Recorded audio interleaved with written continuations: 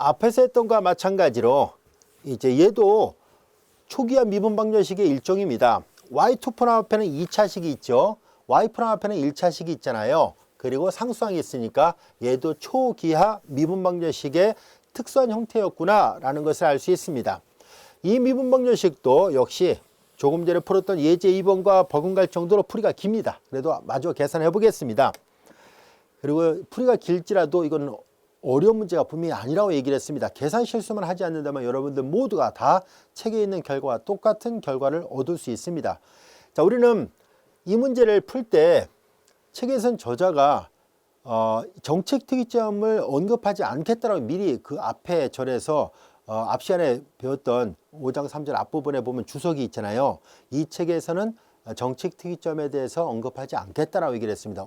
왜냐하면 학생들이 혼란스러워할 테니까 특이점이란 말과 정책 특이점을 혼란스러워할 테니까 본인은 사용하지 않겠다라고 얘기를 했습니다. 하지만 우리는 정의를 했잖아요. 선생님이 특이점은 뭐고 정책 특이점은 뭐다라고 얘기를 했고, 그리고 프로비니우스 해법은 정책 특이점일 경우에 한해서 사용한다라고 얘기를 했었으니까 이제 우리는 그것을 하나하나 확인을 해 가면서 사용해 보도록 하겠습니다. 다시 말해서 같은 변수계수라는 미방인데 앞에 5장 1절이나 2절에서 배운 것처럼 그냥 몇 급수로 놓고 풀 것인지, 아니면 지금 우리가 2절에서 배우는 것처럼 프로비니우스 해법을 적용해서 풀어야 될 것인지를 구별하려면은 원점이 정칙점이냐, 원점이 정책 특이점이냐를 반드시 구별을 해봐야 됩니다. 아시겠죠? 그래서 학교 시험에 반드시 그 구별을 하세요.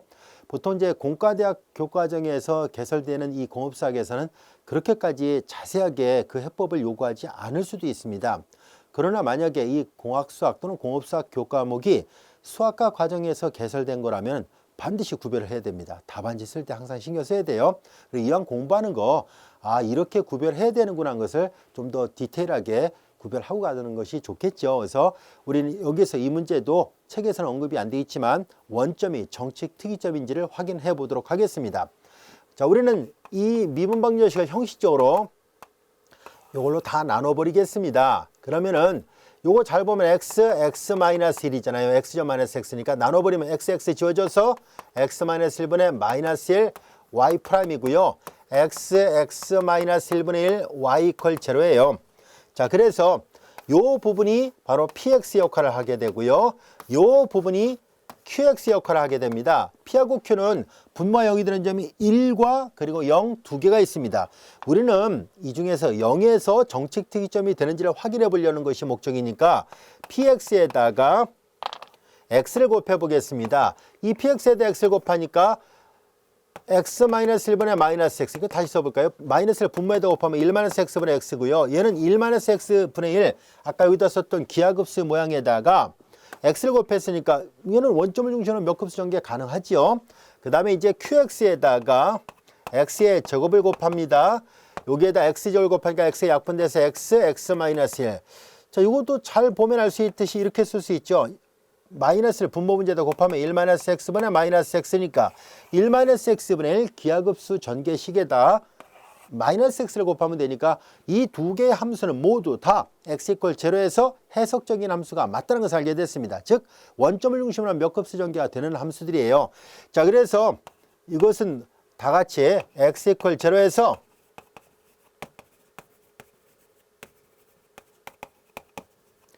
x 이퀄 제로는 정책 특이점입니다.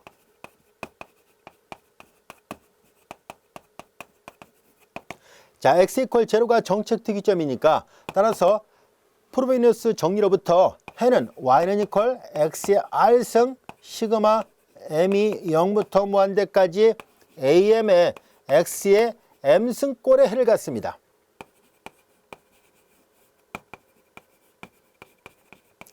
이제 왜 이렇게 놓고 풀어야 되는지 이유를 알 수 있겠죠.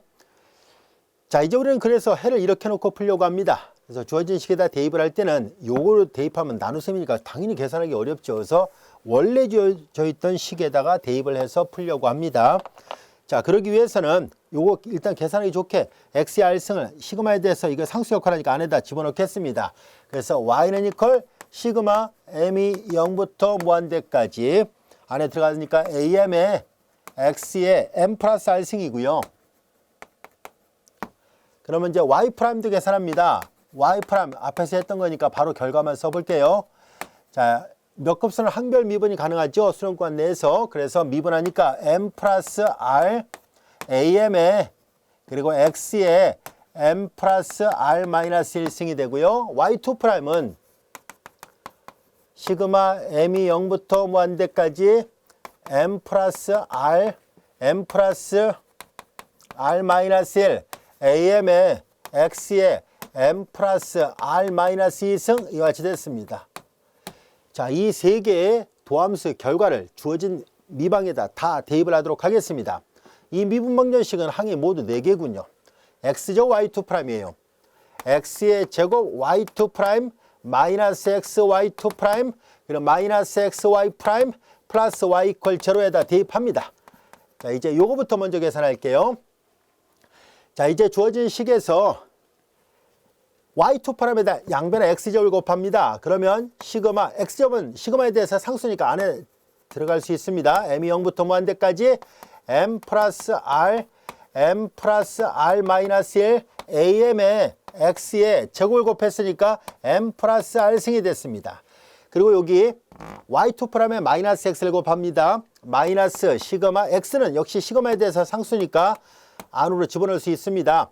m 플러스 r 마이너스 1 그리고 am x에 자, 이제 x를 곱했으니까 지수법칙 적용하면 x에 m 플러스 r 마이너스 1승이 되죠. 자, 그리고 이제 마이너스 y 프라임에다 x를 곱하죠. 시그마 m이 0부터 무한대까지 이거예요. y 프라임. 여기다 x를 곱하니까 x가 시그마 기호 안으로 들어가서 m 플러스 r am에 x에 자, 이제 여기 마이너스 x 마이너스 있었고 x가 들어가니까 m 플러스 r 승입니다. 자, 그리고 요거 하나 남았네요. 플러스 y예요. 시그마 m이 0부터 무한대까지 자, y니까 요거예요. am에 x에 m 플러스 r 승이 됐습니다. 자, 이제 하나 둘 셋 넷 요 4개의 시그마를 다 더한 것이 0이어야만 합니다. 자, 앞에서 했던 것처럼 이 모두가 다 같은 차수인지를 확인해 보려고 하는데요. 한눈에 봐도 그렇진 않다는 것을 알 수 있습니다. 얘만 m이 0일 때 r-1차가 나오고요. 나머지는 다 똑같이 r차식부터 나오니까 공통항은 r차항부터 나온다는 것을 알 수 있습니다. 자, 그러므로 자, 여기에서 m이 0일 때를 따로 띄어내겠습니다. m이 0일 때 앞에 마이너스가 있고요. m이 0일 때 r, m이 0일 때 r-1, m이 0일 때 a0, m이 0일 때 x에 r-1승이 되고요. 자, 그 다음에 이제 여기는 이제 그 다음에 m이 1부터 카운팅이 돼요. 자, 그러면 이제 앞에서 했던 것처럼 여기는 이 세 개는요, m을 s로 치환할 겁니다. 얘네들은 m 대신에 s라고 놓을 것이고, 얘는 m-1을 s라고 놓을 겁니다. 이해할 수 있겠죠? m이 0일 때 이미 계산했으니까 그 다음엔 m이 1부터 카운팅 되는데 m이 1부터 카운팅 되면 s가 0부터 해요.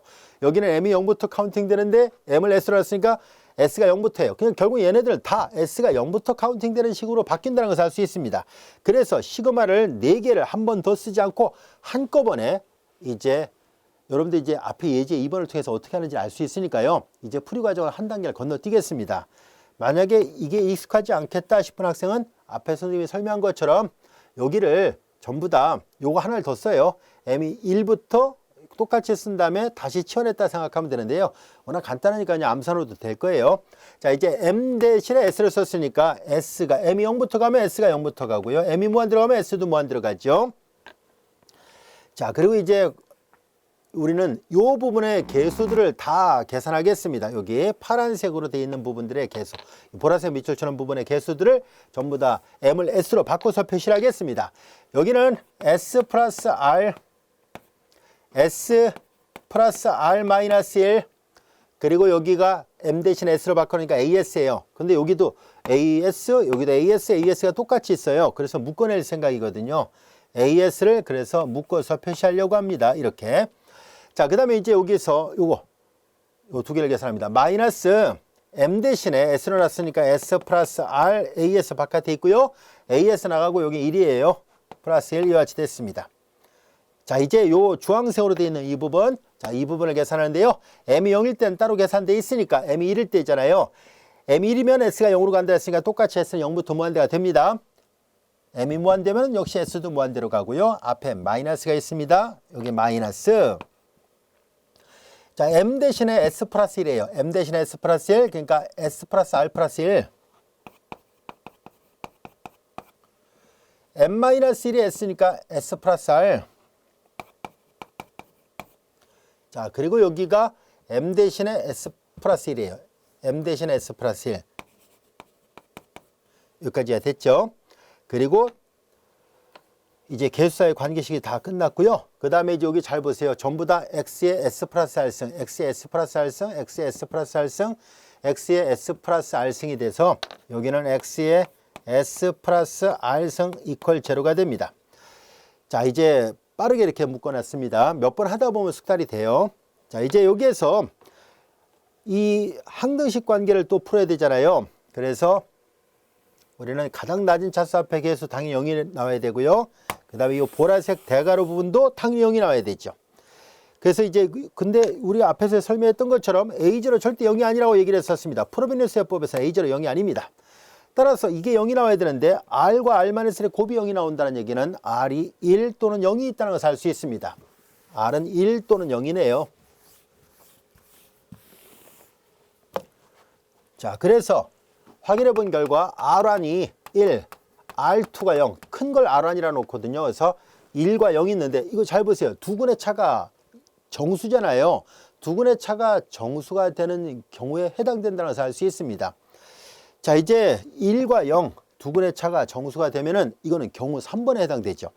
경우 3번의 모양을 잠깐 살펴볼까요? 경우 3번, 두근의 차가 정수가 된다면 첫 번째는 그대로 풀고요. 두 번째는 이렇게 K가 있는데 K가 0일 수도 있고 0이 아닐 수도 있어요. 저 로강이 나올 수도 있고 안 나올 수도 있다는 것을 말해주고 있습니다. 어떤 녀문은 로강이 안 나올 수 있고요. 어떤 녀문은 로강이 나올 수도 있다는 것을 알 수 있습니다. 자, 우리는 마저 풀어보도록 할게요. 자, 이제 그러면 두근의 차가 정수가 되는 꼴이었는데요. 우리는 그러면 이제 R이 1인 경우를 보겠습니다. R이 1이면은, 자, 이제 얘가 0이 나와야 되잖아요. 요 밑줄 치는 시계에 R이 전부 다 1이어야만 합니다. S 플러스 1, S 플러스 1, R이 1이면 여기는 S만 남네요. 개수 사이에 점화식을 찾는 거예요. 그 다음에 R이 1이죠? 그러면 여기는 마이너스 S, 마이너스 S, 마이너스 1 플러스니까 이게 지워져서 마이너스 S군요. 마이너스 S, 그리고 여기가 이거 다 계산됐어요. 이거 항이 다 계산하고 AS예요. 그리고 마이너스, 자, 여기 R이 1이잖아요. R이 1이니까 그럼 여기는 마이너스 S 플러스 R이니까 S 플러스 2, R이 1이니까 S 플러스 1 이렇게 되고 AS 플러스 1 이렇게 되는군요. 마이너스 S 플러스 2, S 플러스 1, 그리고 AS 플러스 1입니다. 이것이 0이어야만 합니다. 이거 마저 정리를 해보도록 하겠습니다. 전개하면 S제곱 플러스 S 마이너스 S 지워지는군요. 그러니까 S의 제곱, S 마이너스 S 지워지고 AS 마이너스 S 플러스 2, S 플러스 1, AS 플러스 1 이퀄 제로라는 것을 알게 됐습니다. 여기까지 이해됐죠? 자, 이제 우리는 여기에서 얘를 넘기고 얘를 나누겠습니다. AS 플러스 1은 넘어갔습니다. 그럼 나눠요. 그러니까 S 플러스 2, S 플러스 1 넘어가고 나눈 거예요. 얘네들 0이 아닙니다. 왜냐면 S가 0부터 카운팅 되잖아요. 그리고 나서 분자는 S의 제곱 넘어가고 나눈 거예요. AS 이렇게 됐습니다. S는 0, 1, 2, 3 이렇게 갑니다. 자, 이제 여기서 S는 0, 1, 2, 3 이렇다는 것을 알게 됐습니다. 여기까지 돼야 됐죠. 이 토를 잘 보세요. 토이 일씩 나고 있다는 것을 알 수 있는데요. 우리는 S가 0일 때 어떤 결과 나오는지 한번 볼까요? S 대신에 0을 대입해 보도록 하겠습니다. 자, 이제 S가 0일 때, 큰 1번이고, 이거 이렇게 로마자 1번이에요, 작은. S가 0일 때, 그러면 좌변은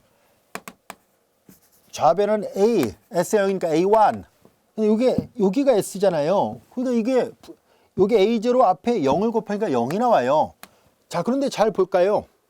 얘가 0이 나와서 A1이 0이 되면은 이 터울이 분명히 일씩 나온다라고 얘기를 했었으니까 A1이 0이 되면은 A1이 0이면 그 다음부터는 얘는 0이 아닐지라도 얘가 0이니까 얘가 0이 나오죠. 그래서 이 점화식 관계로부터 문제에서 주어졌던 식을 쭉 풀어본 결과 이 점화식 관계로부터 우리는 그러면 이거 A1, A2, A3 이들 다 0이구나 라는 것을 알 수 있습니다. A0만 0이 아닙니다. A0는 애초에 0이 아니에요. 그래서 우리는 그러면 A0는 그냥 놓은 것뿐이에요. 계산의 편리성을 고려해서 그냥 1이라 하자는 얘기입니다. 자, 이제 그러면 다 됐군요. 우리가 처음에 Y는 이퀄 X의 R승, X의 R승에서 R이 1이에요. 그리고 시그마를 쭉 풀어서 쓴 모양은 A0, 그 다음에 플러스 A1X 플러스 A2X의 제곱 이런 꼴, 시그마를 풀어 쓴 것이에요. 이런 꼴이라고 했는데 확인해 보니까 A1, A2, A3 다 0이니까 얘네들 다 0이고 A0를 1로 놨었으니까 그래서 Y1, 즉 첫 번째는 A0를 1로 놨었으니까 X라는 것을 알게 됐습니다. 한 해가 구해졌습니다. 한 해가 아주 간단하게 단항식으로 돼버렸군요. 그러면 독립이 되는 두 번째를 찾는 건 훨씬 더 쉽죠. 그래서 이번에는 독립이 되는 두 번째를 찾도록 하겠습니다. Y1, 인테그랄 Y1의 제곱의 역수 2의 마이너스 인테그랄 PX입니다. 역시 P를 계산해야 되는데요. 요거 X-1이잖아요. 이거를 나눠야 돼요. 그래서 이렇게 나눠버리면 X이 주어지니까 X-1분의 마이너스 1. 이거 앞에서 했던 것처럼 분모 문제에다 마이너스 곱해버리면 1-X분의 1이죠. 그냥 이렇게 씁시다. 이게 더 낫겠네요. 적분하기에는. 자, 이제 X-1분의 마이너스 1 dx인데요. 마이너스 플러스가 되고 분모 미분에서 분자가 되니까 분모에 로그 붙인 걸로 적분되죠. 인테그랄 X의 제곱분의 1. 그러니까 2의 로그 X-1이에요. 미치고 지수로그 지워졌습니다. 그래서 여기는 X-1 그리고 dx가 됐습니다. 여기까지가 됐죠. 책에서는 저자가 문제를 치환해서 앞에 2장 1절에서 배웠던 것처럼 차수 축소 과정을 이용해서 설명했는데 이렇게 첫 번째가 간단한 함수로 나온다면 앞에서 배웠던 그 라그랑지 공식을 직접적으로 적용해서 풀어도 상관없습니다. 즉 책의 저자가 풀이한 것처럼 그렇게 문자를 치환해서 풀지 않더라도 이 공식에다 직접 대입해도 무방합니다. 자, 이거 전개를 하겠습니다. 그러면 x분의 1이고요. 마이너스 x의 제곱분의 1 dx 이렇게 됐죠. 자, 이제 이거는 x, 이거 적분하면 log x가 되고요. 그 다음에 이거 적분한 것은 플러스 x분의 1입니다. 상수 안 붙인다라고 얘기를 했었죠. 그래서 x 전개하면 log x 플러스 1 이렇게 되는군요. 자, 이렇게 됐습니다. 절대값은 그냥 편의상 형식적으로 그냥 강조하기 위해서 한 것뿐입니다. 자, 이렇게 해서 독립이 되는 두 번째를 구해봤는데요. 자, 앞서 얘기했었죠. 두 근의 차가 정수가 된다면은 반드시 두 번째는 두 근의 차가 정수가 되는 경우라면 두 번째는 로그가 있을 수도 있고 없을 수도 있다 그랬어요. 두 근이 서로 중근이면 항상 로그항이 있는데 두 근의 차가 정수라면 있을 수도 있고 없을 수도 있는데 이 문제는 있는 꼴에 해당됩니다. 자, 앞으로 다시 되들어가서 볼까요? 요 항이 생겼습니다. y1 곱하기 로그, 실제로 이게 y1이잖아요. y1 곱하기 로그, k가 1인 꼴이에요. 그리고 뒤에는 바로 요렇게 된 거예요. 그래서 여기서 얘만 남고 나머지가 다 0이 되는 그런 꼴은 직접 이렇게 놓고 풀어도 마찬가지로 같은 결과가 나옵니다. 하지만 이렇게 공식을 쓰는 것이 훨씬 더 빠르다는 것을 알 수 있을 겁니다. 여러분들 만약에 시간이 있으면은요, 이렇게 놓고 쭉 대입을 해서 K가 1이 나오는 것, 그리고 요거 여러분들이 계산했을 때 정확하게 이게 나오는지를 이 개수가 다 구해지는지 또 한번 검토를 해보세요. 되게 풀이가 깁니다. 선생님도 이런 거 해봤는데요. 엄청 풀이가 길지만 또 흥미롭기도 해요. 재미도 있고. 그래서 이렇게 해서 직접 구하는 게 더 낫다는 것을 여러분들이 이렇게 비교를 해보면 경험상으로 알 수 있을 겁니다. 자, 이제 우리는 비록 예제를 3개밖에 풀진 않았습니다만 워낙 이 문제 풀이하는 과정 자체가 시간이 오래 걸리는 문제였었습니다. 교재에 보면 책은 몇 페이지 안 됐지만 이렇게 선생님이 어떻게 해서 이 문제를 푸는지를 세세하게 설명을 했던 이유는 요 다음 절에서 배우게 되는 베셀 미분방정식의 해법도 지금 이 예문들 푸는 거와 똑같은 방법으로 풀려고 하기 때문입니다. 그래서 사실 이 프로비너스 해법을 적용하는 가장 중요한 주제는 바로 요 다음에 나오는 이 뱃셀 미분 방정식을 풀어보려고 하거든요. 워낙 중요한 미분 방정식입니다. 자, 이제 우리는 지금까지 우리 교재 5장 3절을 공부를 했었고요. 이어서 5장 4절 뱃셀 미분 방정식에 대해서 공부하도록 하겠습니다.